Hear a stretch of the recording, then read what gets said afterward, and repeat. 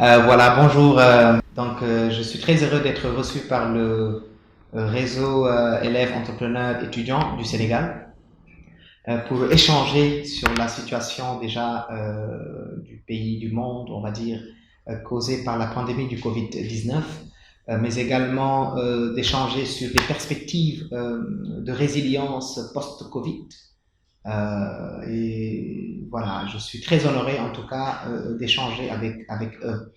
Je m'appelle Souleymane Seck, à la base ingénieur qualiticien, hygiène, sécurité, environnement. J'ai obtenu un MBA spécialisé au groupe ISM. Je me définirais de manière très simple comme étant un artiste du développement et un catalyseur d'impact. Pourquoi? Parce que j'évolue dans le domaine du coaching, du développement personnel et professionnel depuis bientôt 10 ans. J'accompagne des personnes et des entreprises dans leur performance, leur croissance individuelle et collective. Et c'est la raison pour laquelle je suis directeur associé d'un hub de croissance pour les personnes et les entreprises du nom de Lift. Lift, comme vous l'entendez, est croissance. Enseignant également chercheur à l'université Alioune Diop de Bombay, à l'ISM et dans d'autres écoles de formation. Voici ma brève présentation de ma modeste personne. Merci beaucoup, M. Seck. Déjà, comme vous l'avez dit, on est en situation de crise. Quel devrait être un peu le comportement des jeunes leaders, porteurs de projet ou pas, étudiants, élèves, en cette situation de crise, quel devrait être notre comportement? Alors, une crise déjà merci pour la brillante question. D'ailleurs, beaucoup de gens pensent à la jeunesse, parce que la jeunesse constitue le développement durable. J'ai l'habitude de dire que quand on parle de développement durable, on pense inéluctablement à la jeunesse qui doit porter ce développement. Vous conviendrez sans doute avec moi que nous sommes dans une situation très compliquée, ce que j'appelle moi le VICA. Nous sommes dans un monde volatile. Nous sommes dans un monde incertain, nous sommes dans un monde complexe et ambigu. Tous les secteurs d'activité pratiquement du monde sont complètement en récession. Voilà. Nous pensons naturellement à la jeunesse, comment elle doit porter justement ce combat, parce qu'il s'agit d'un combat. Et à ce niveau-là, c'est tout simplement savoir s'arrêter et réfléchir. Parce qu'un jeune entrepreneur qui était dans ses activités et qui ne s'y retrouve plus sera obligé, bien sûr, d'être inactif parce qu'il n'est plus opérationnel sur le terrain. Mais cela ne devrait pas être une contrainte pour lui. Cela devrait être plutôt une opportunité. Comme l'a défini la Chine concernant la crise. Et quand on définit la crise, on met deux idéogrammes. C'est-à-dire, on la considère autant pour moi comme étant une crise, mais également une opportunité. Nous vivons la crise présentement parce que tout est à l'arrêt. Tous les secteurs, et un jeune porteur de projet, ou même qui est déjà en activité, est ambigu ou bien est dubitatif quant à l'avenir de ce qu'il va faire, de ses activités. Et pour moi, c'est le moment justement de prôner une certaine résilience, d'être avant-gardiste, et de voir comment créer une certaine innovation, d'où l'opportunité. Comment il pourrait voir son projet, l'adapter, avoir le sens de l'adaptabilité pour voir comment il pourrait justement changer son écosystème, changer de paradigme sur la base bien sûr de la crise qui touche tous les secteurs d'activité. D'accord? Et donc quand on définit un entrepreneur, bien sûr c'est quelqu'un qui initie, c'est quelqu'un qui crée, c'est quelqu'un qui innove et qui s'adapte également à l'environnement dans lequel il évolue. Mais un entrepreneur également doit être un prospectiviste. C'est quelqu'un qui anticipe sur l'avenir pour voir un peu quels seraient les secteurs d'activité qui l'intéressent ou même le secteur dans lequel il évolue, quelles seraient les stratégies vers lesquelles il pourrait aller, bien sûr, pour innover. Voilà. Donc, pour moi, à mon humble avis, certes, c'est difficile, parce que c'est une problématique qui touche le monde entier, mais le jeune entrepreneur ou l'entrepreneur, pas forcément qu'il soit jeune, doit saisir cette opportunité. D'accord? pour recréer la roue ou même voilà, essayer d'innover ou de créer, de recréer l'écosystème. D'accord. C'est logique d'opportunité que l'on va lancer. Ça, c'est en cette période de crise ou après la crise, le sortie de la crise? Ça peut se faire pendant la crise, parce que beaucoup justement d'entrepreneurs, mais regardez les jeunes étudiants qui sortent de l'ESP ou dans d'autres écoles. Est-ce que cela ne ferait pas, par exemple, on peut détourner de notre objectif? Non, parce que en fait, quand on est entrepreneur, à la base, on a une vision. On a une vision qui se décline, bien sûr, sur le long terme. On a un rêve, on a une ambition. Et c'est ce qui doit favoriser, bien sûr, nos activités. Et après la vision, il faut se dire que nous avons une mission. D'accord? La raison d'être de notre activité. Et grâce à cela, on met en place des stratégies, des outils, des méthodes, grâce auxquelles, bien sûr, on aspire à atteindre notre mission, voire même notre vision. Et après la stratégie, on déploie des politiques. C'est la raison pour laquelle vous allez prendre quelqu'un qui fait la finance, un autre qui fait les ressources humaines, un autre qui fait la logistique, un autre qui fait tel, pour qu'il y ait une symbiose, une synergie d'action. Et par la suite, maintenant, on se définit des objectifs. Ça veut dire que l'objectif est très loin de la vision. Vous voyez un peu ce que je dis. Donc, un entrepreneur, c'est quelqu'un qui a une vision. C'est quelqu'un qui a le goût également du risque. Parce que quand un jeune qui décide d'investir pendant cette période de pandémie, les gens vont dire, mais est-ce qu'il est normal? Est-ce que c'est acceptable? Est-ce que c'est acceptable? Même à nous. Mais c'est acceptable parce que il est armé d'abnégation et de courage. Il est en train de voir comment révolutionner. Pardonnez-moi de vous couper, mais est-ce que ceci ne serait pas se suicider? En train d'essayer d'investir et de se suicider? Non, je ne dirais pas investir dans quelque chose qui ne nous rapporterait pas. Mais investir dans quelque chose qui pourrait immédiatement régler tes problèmes. Techniquement, qu'est-ce qui pourrait nous rapporter en temps de crise? Mais c'est justement de voir quelles sont toutes les chaînes par lesquelles on peut passer pour aider les autres qui ne sont plus capables de le faire. Est-ce que vous voyez un peu ce que je dis? Ceux qui évoluent dans le digital aujourd'hui font des émulations parce que bien sûr le digital constitue l'alternative majeure. Toutes les entreprises, toutes les écoles de formation sont au fait présentement du digital. Si vous prenez par exemple les héros du monde, ce sont les médecins, ce sont les personnels soignants. Il faut revoir même toute cette chaîne-là. Alors, nous sommes passés du hardware, d'accord, pour aller vers le software. Mais aujourd'hui, ce que je prône, c'est qu'on aille vers du hardware. Le hardware, mettre en place tout un système d'organisation. Mais est-ce que les jeunes y pensent? Et c'est là où on met en exergue de nouvelles compétences techniques telles que la supply chain. D'accord? Surtout au niveau de la chaîne hospitalière, de la chaîne médicale. Comment revoir, comment mettre en exergue une meilleure organisation, n'est-ce pas? Pour que tout le système puisse être beaucoup plus fluide. C'est en cela qu'on arrivera à résoudre les problèmes. D'accord. Allons-y techniquement. Par exemple, prenons le cas de la santé. On est en situation de crise. En situation de crise, il y a un jeune qui est là, qui est un porteur de projet. Mais déjà, pour réussir à avancer le projet, il faudrait rencontrer les partenaires. L'environnement n'est pas favorable pour aller rencontrer des techniciens de la santé pour leur présenter un peu. Même les responsables politiques, tu ne peux même pas les rencontrer techniquement sur le terrain. Pour aller rencontrer par exemple, les responsables politiques dans le monde de la santé pour lui proposer un projet qui va dans le sens de régler un peu ces situations de crise, c'est pas facile du tout. Quelle méthode vous proposez en tout cas, techniquement? Excellent. Alors, justement, je commencerai par dire que les autorités étatiques devraient se rendre disponibles en cette période de crise. D'accord. Pourquoi? Pour être davantage à l'écoute des populations. Pourquoi? Pour être proche des jeunes qui peuvent avoir des solutions. Parce que la solution peut venir de partout. Mais justement, elle provient de partout. Des exemples patents réels avec les étudiants de l'ESP qui ont mis en place des mécanismes mais extraordinaires, qui ont créé véritablement des solutions, des alternatives mais incommensurables, qui méritent d'être reçues, d'être écoutées et d'être accompagnées. Donc le rôle de nos autorités étatiques, ce n'est plus d'être dans le carcan, mais plutôt d'en sortir et d'aller à la rencontre de ces jeunes-là. De ce jeune qui a envie de contribuer activement au développement de son pays. Un jeune qui est simplement un politique qui veut servir la cité.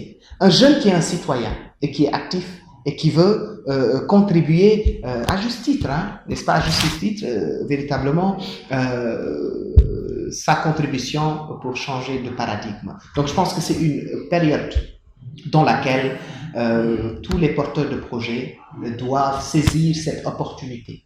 Parce qu'un opportuniste, en réalité, c'est quelqu'un qui est là pour proposer des solutions. C'est quelqu'un qui est là pour véritablement travailler en symbiose, mais apporter sa touche, sa pierre à l'édifice pour changer, pour contribuer véritablement, en tant soit peu, au changement. D'accord. Voilà. Cette situation de crise peut être une situation de crise, mais aussi une situation d'opportunité. D'opportunité, absolument. C'est ça qu'on peut étudier et s'y mettre carrément. Absolument. Parce qu'il faut déjà, excuse-moi, hein, Oui. il faut déjà maîtriser son environnement. Vous savez, un entrepreneur, c'est quelqu'un qui maîtrise son environnement.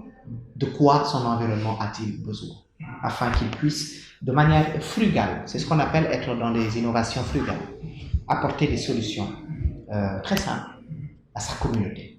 Et cette solution pourrait être répliquée un peu partout, à travers le Sénégal, à travers le quartier, à travers l'Afrique et à travers le monde entier. De par solution simple, vous voulez dire qu'il n'y a pas besoin d'être carrément intelligent ou d'avoir un QI de quartier pour pouvoir développer quelque chose. Tu as tout compris, absolument. On doit être le plus simple et le plus généreux possible. D'accord. Ça, c'est en temps de crise. Donc, il faut ces logiques d'adaptation. Maintenant, au sortir de cette crise, quel devrait être notre comportement? Très bien. Un comportement d'avant-gardiste, un comportement de confiance à nos institutions et une confiance envers nous-mêmes. Cela veut dire que la période nous oblige à rester dans nos pays, à ne pas sortir. Même pour voyager d'une localité à une autre, c'est quasi impossible. Ce qui veut dire que, dans le temps, vous conviendrez sans doute avec moi que des autorités vont se soigner à l'étranger. Mais ce n'est plus le cas. Ce qui veut dire qu'il faut renforcer déjà la confiance de nos institutions hospitalières. Il faut faire confiance à nos médecins. Il faut faire confiance à nos étudiants. Il faut faire confiance à nos professeurs qui sont là et qui apportent leur expertise, qui apportent leurs compétences à la communauté, à la population. Faire confiance à nos institutions, donc de manière générale. D'accord? Donc ça, c'est la première chose à la sortie de la crise. Pourquoi je dis qu'il faut avoir déjà une confiance en nous-mêmes? Cela nous prépare à la résilience. Donc on sort de cette zone d'ombre, on sort de cette zone très complexe, ambiguë, dans laquelle nous vivions, pour vraiment aspirer à changer de paradigme, aspirer à changer les choses, aspirer d'apporter du sang neuf. Et pour cela, il faut qu'on fasse confiance à nous-mêmes. D'accord? Qu'on apprenne à avoir confiance à nos compétences, à faire confiance à nos élites, qui sont là, qui proposent de belles solutions, qui sont même répliquées à l'échelle sous-régionale, voire même internationale. N'ayons pas peur de nous-mêmes. Travaillons dans cette capacité de résilience, d'adaptabilité, etc. Moi, c'est ce que j'appelle la valorisation des soft skills.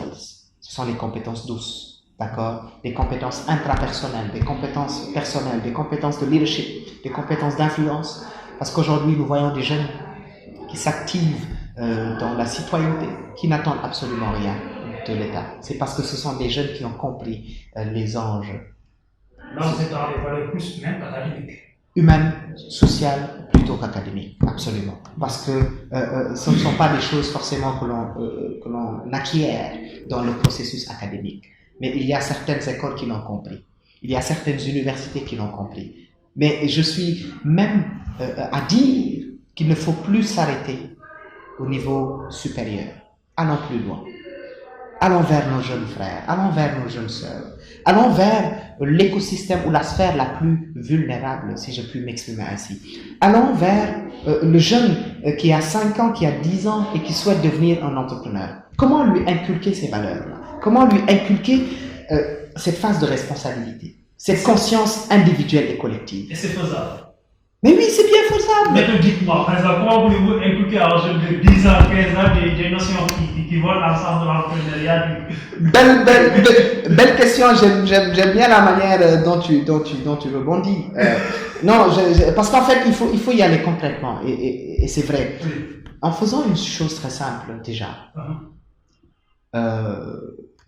Déjà, en présentant les valeurs que nous avons, les valeurs historiques, les valeurs traditionnelles que le Sénégal a, déjà.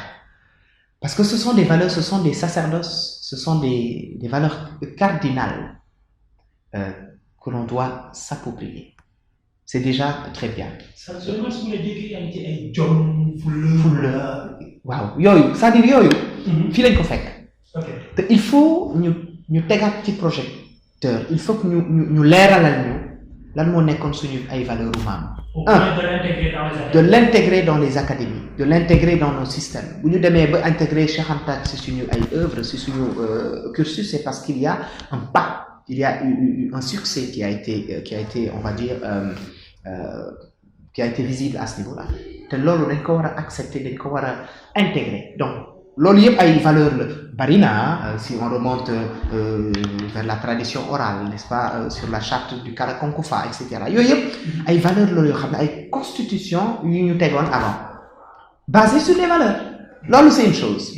Deuxième chose, au lieu que suñu doom yi di jàng ay je sais pas moi ay auteurs wala ay missionnaires yu nekkoon yoo xam ne amul benn sens, autant ñu jàng suñu ay révolutionnaires ñu amoon fii ay Maba Diakhou Ba, Albouri Ndiaye, et cetera, et cetera. ñu amoon nos chefs religieux, Serigne Touba, Mame Hadj Malick, Mame Baye Niass, Mame Limamou, parce qu'ils ont porté des combats pacifiques basés sur des valeurs. Donc loolu c'est une chose. C'est pour nous servir en entrepreneuriat. En entrepreneuriat, ben justement, parce qu'un entrepreneur, c'est quelqu'un qui se base sur des valeurs, déjà pour se prendre en main, mais surtout pour choisir les personnes avec lesquelles il travaille.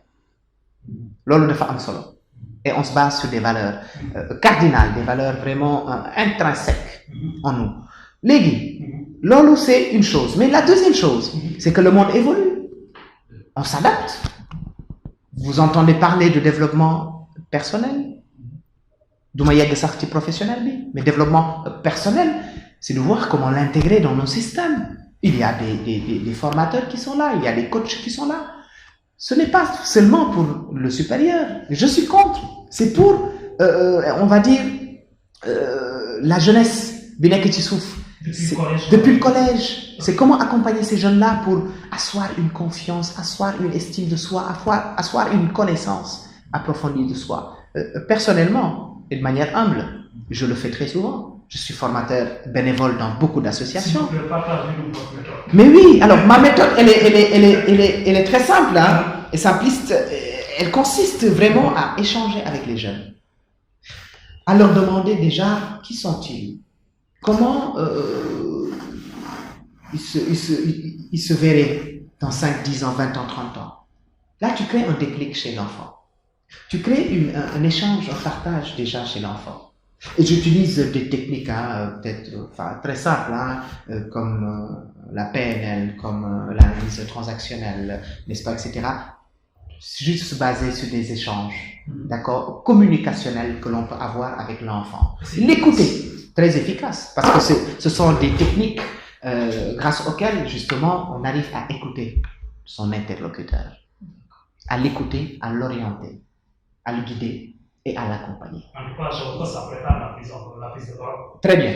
Ça prépare à la prise de parole, déjà. Inviter un jeune à s'exprimer dès le bas âge, en tout cas, très bien. C'est formateur. Ben oui, c'est formateur, oui. Parce qu'on lui laisse justement la possibilité de s'exprimer. Qu'est-ce qui bloque beaucoup de jeunes dans la prise de parole? D'ailleurs, je vais y rentrer par ricochet. C'est parce que simplement, culturellement, l'on ne donne pas la possibilité à l'enfant de s'exprimer autour du bol, autour de la table, etc. Il ne s'agit pas d'être indiscipliné, il ne s'agit pas d'être incorrect, mais plutôt de pouvoir échanger. Même dans le cocon familial, le jeune a des idées peut-être à partager. Ou le jeune qui voit une image à la télé a envie de demander à son parent qu'est-ce que cela signifie. Mais dès lors que les parents refusent déjà de s'asseoir avec l'enfant, de l'écouter, etc., je pense qu'il y a un problème à ce niveau-là. L'enfant grandit avec ça.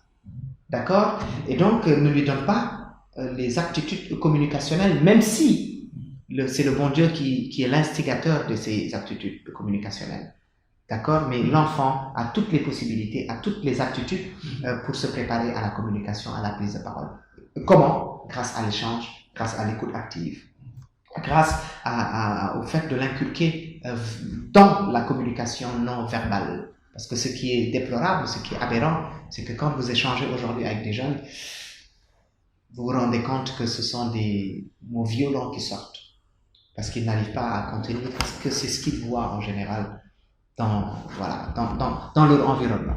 D'accord. En tout cas, c'est pertinent, c'est intéressant. Donc, on a compris que en ces temps de crise, il faudrait une logique d'adaptation. Absolument. Cette crise, il faudrait faire rupture carrément sur beaucoup de notions. Et surtout, en ce qui s'agit de l'entrepreneuriat, essayer un peu d'inculquer les valeurs carrément. Absolument. Dès le bas âge. Dès le bas âge. C'est ce qui nous manque. Moi, je suis conscient d'une chose, c'est que après 2 tentatives qui échouent, la plupart en Sénégal, nos jeunes Sénégalais abandonnent. Peut-être parce que depuis le début, on lui a pas inculqué ces valeurs qui font que quand tu échoues 1 fois, 2 fois, tu continues, on peut essayer jusqu'à trouver une solution. Je ne sais pas quel est le problème, mais en tout cas, il y a ces choses qu'il faudrait intégrer dans le collège. Mais dites-moi, Souleymane, est-ce que notre système de formation est sénégalais ou est sénégalais? Absolument. Parce que ce que vous dites, ça n'est pas dans notre système d'éducation. Les deux, les foules, ça ne s'enseigne pas à l'école. Sincèrement. Moi, je suis un formateur. Exactement. Tout à fait. Par exemple, quand je fais des cours, j'ai jamais cité d'ailleurs en salle de classe. Jamais au plus grand chef. Pourtant, j'ai cité, par exemple, en ce qui s'agit de l'économie, moi, je cite des gens comme Cantillon, comme Jean-Baptiste, mais jamais je cite par exemple un économiste sénégalais qui est carrément pertinent. Absolument. Donc, est-ce que notre système de formation est sénégalais? Alors, d'une part, oui ou non? Oui, parce que nous sommes dans l'espace. Nous sommes au Sénégal pour justement dispenser des sessions de formation ou une formation académique. Mais nous faisons, non, parce que simplement nous prenons plus référence au niveau international. Pourquoi? Peut-être parce que selon les domaines que nous étudions, il y a des pionniers, des gourous, des précurseurs qui ont été là et qui ont pu mettre à notre disposition vraiment des ressources intellectuelles et scientifiques. Absolument. Maintenant, oui. Permettez-moi de revenir sur la question. Oui. On est d'accord que le savoir universel. Absolument. On est d'accord que ce Tout à fait. Exact. Mais par exemple, le chinois qui apprend en tout cas une matière, il apprend en chinois déjà. En tout cas. Non, parce que cela se justifie par toute une histoire coloniale, n'est-ce pas? Il est vrai que nous sommes très ouverts au monde. Regarde bien ce qui se passe, c'est que il y a certaines écoles qui adaptent même l'apprentissage des langues nationales. Même je parle d'écoles privées, d'écoles supérieures privées. Je ne veux pas citer le nom, mais il y a un des leaders dans les écoles de formation privée qui a instauré l'apprentissage des langues locales. D'accord? Ça, c'est quelque chose à magnifier. Absolument, c'est quelque chose à magnifier, c'est quelque chose également à encourager. Par exemple, si une ONG souhaite recruter quelqu'un et qui veut l'amener à Kédougou ou bien je sais pas moi, dans un pays où la langue locale est obligatoire ou que la localité ne parle que la langue étrangère, mais on favorise, on privilégie celui qui a non seulement des acquis techniques et humains, mais qui a également des acquis linguistiques, qui est très à l'aise dans sa langue locale ou nationale, ou même maternelle. Donc c'est extrêmement important de ne pas l'occulter, de ne pas le rejeter, mais plutôt de se l'approprier pour comprendre déjà beaucoup de choses. Ça, c'est une chose. La deuxième chose, c'est que on doit s'ouvrir, certes, mais on doit également prôner et réclamer notre souveraineté. Souveraineté à tous les niveaux. Une souveraineté intellectuelle, une souveraineté scientifique, une souveraineté énergétique, une souveraineté alimentaire. D'ailleurs, la période de la pandémie prouve ce que je suis en train de dire et ce que d'autres Sénégalais pensent, nous n'avons plus où puiser nos ressources alimentaires. On est obligé de se baser sur ce que nous avons, notre autosuffisance. Raison pour laquelle il faut revoir tous ces mécanismes-là. Il faut que l'on reprenne le contrôle de notre souveraineté. Je ne dis pas de manière rigide, hein, mais de manière beaucoup plus flexible et beaucoup plus adaptée. C'est ainsi qu'on arrivera, bien sûr, et progressivement à aller vers la souveraineté de nos sociétés africaines. Donc, vous ne suggérez pas le rapport de force? Le rapport de force, mais de manière intelligente. Comme toute femme. Dans une logique de construction, brique après brique, jusqu'à avoir le bâtiment. Très bien, co-construction même. La co-construction. On n'est plus dans la construction unilatérale, mais on est plutôt dans cette phase d'altérité. Le fait de communiquer avec l'autre, d'échanger avec l'autre, de s'ouvrir, hein, d'aller voir ce qui se passe, et de revenir. Nous avons d'éminents, vous me l'aviez dit tout à l'heure, nous avions d'éminents économistes. Quand on prend Souleymane Bachir Diagne, qui est l'un des plus grands penseurs, d'ailleurs le 6e au monde, il fait des émulations. Moi, je suis très fier de le citer dans mes cours. On fait Minsa, qui fait des émulations dans son domaine, n'est-ce pas? Je fais partie d'un think tank. Ce qu'on appelle un think tank, c'est un laboratoire d'idées. C'est un groupe qui est formé, on va dire, d'intellectuels d'ici et de la diaspora. Mais moi, j'ai été subjugué, impressionné de voir qu'il y a d'éminents intellectuels avec lesquels je partage ce groupe. Et ce think tank est africain. Il s'appelle le RASA, le rapport alternatif sur l'Afrique, qui a été initié par d'éminents intellectuels, dont Feu Samir Amin, n'est-ce pas, l'économiste tiers-mondiste, qui a tenté, qui a voulu véritablement nous maintenir dans la position de la souveraineté progressive, d'accord? Et c'est de ça dont on a besoin. Nous en avons d'autres, hein. À travers des cercles pareils, nous devons véritablement relancer les questions de souveraineté, les questions de république, les questions véritablement de démocratie, les questions de solidarité, ces valeurs humaines et culturelles. Et pourquoi pas créer une instance de la citoyenneté, une instance où l'on doit prôner des valeurs. Et je suis ravi, à titre d'exemple, de savoir qu'il y a quelques années, l'on est en train de revoir, de revisiter la charte du Mandé, n'est-ce pas? Ce sont des choses dont on a besoin, d'accord, pour que l'Africain puisse redorer, si je puis m'exprimer ainsi, hein, redorer le blason de son estime de soi. Il nous faudrait un parlement africain. Parlement, voilà, pour que les gens puissent être fiers d'eux. Voilà, et c'est la raison pour laquelle nous sommes tous là. J'aime bien rappeler la maxime de Oscar Wilde qui disait que le but du développement personnel, c'est la vie. C'est parvenir justement à la meilleure réalisation de soi-même. D'accord? Et c'est la raison pour laquelle nous sommes tous là. D'accord. Peut-être pour finir avec cette partie de l'analyse, ça va être un peu piquant cette question. Quand vous dites par exemple qu'il faudrait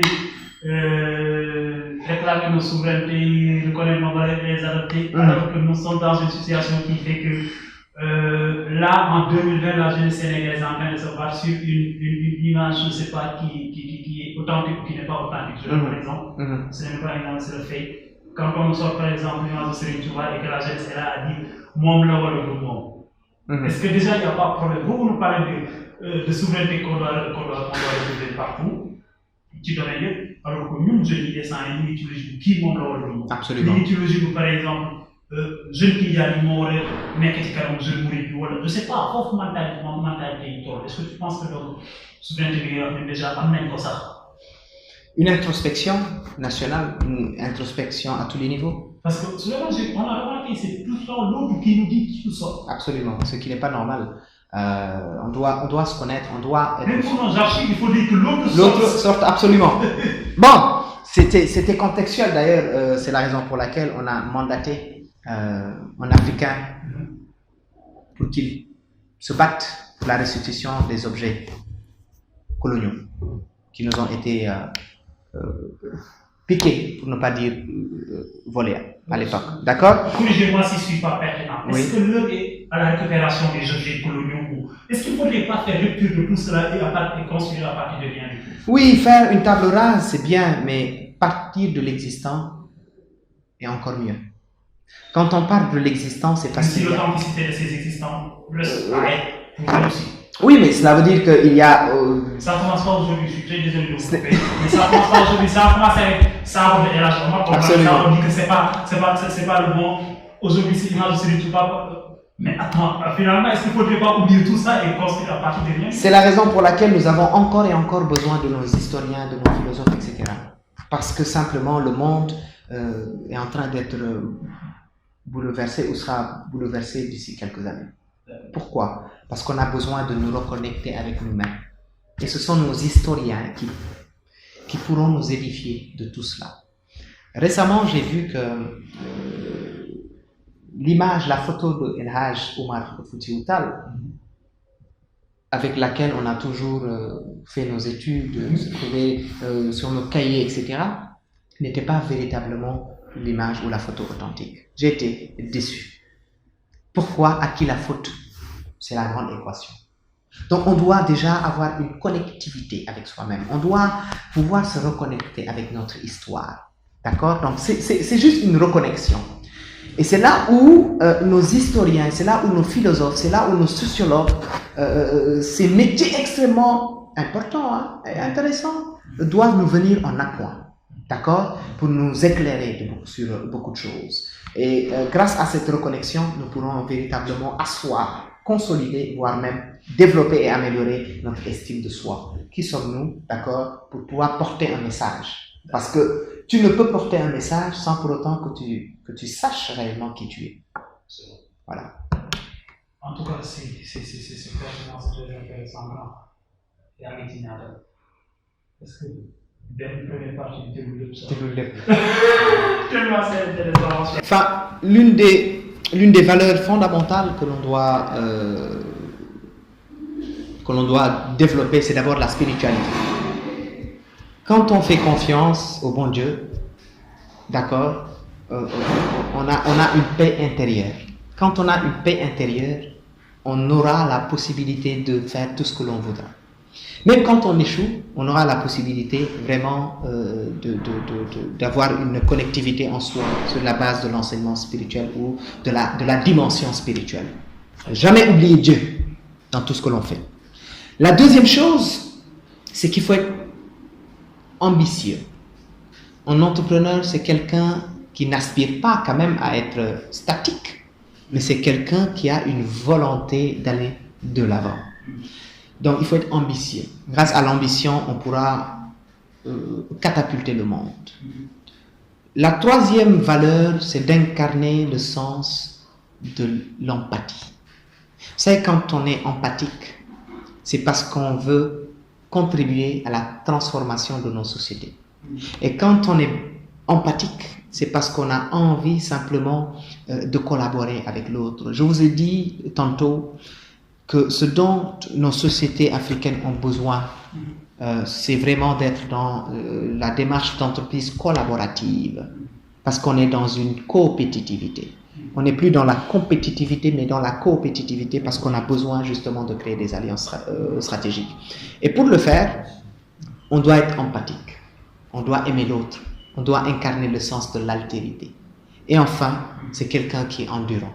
Quand on est endurant, on ne lâche pas aussi facilement. Quand on est endurant, on a envie vraiment de mouiller le maillot. Là, c'est le sportif qui parle. C'est l'ancien sportif même qui parle. Je vous dis qu'un entrepreneur, c'est quelqu'un d'endurant, d'accord, qui a envie véritablement d'aller loin, mais qui a de l'énergie. Malheureusement, on n'a pas abordé cet aspect de l'énergie, de la puissance de l'énergie chez l'être humain, d'accord, et qui vous aide à pouvoir dérouler tout ce que vous voulez faire. Et donc, voilà, donc c'était ça. Le mot de la fin, c'est de vous féliciter pour cet honneur que vous m'avez accordé. Surtout, vous féliciter, vous encourager pour ces belles initiatives qui, sans doute, seront des passerelles pour espérer un changement réel et pragmatique. Nous vivons une période instable, comme je vous l'ai dit, avec le VICA, volatile, incertain, complexe et ambigu. qui doit nous faire réfléchir et voir comment créer notre propre écosystème grâce à nos intelligences individuelles mises au profit de l'intelligence collective. Et je vous encourage à être dans ce sillage, encore être dans ce sillage-là, à y demeurer.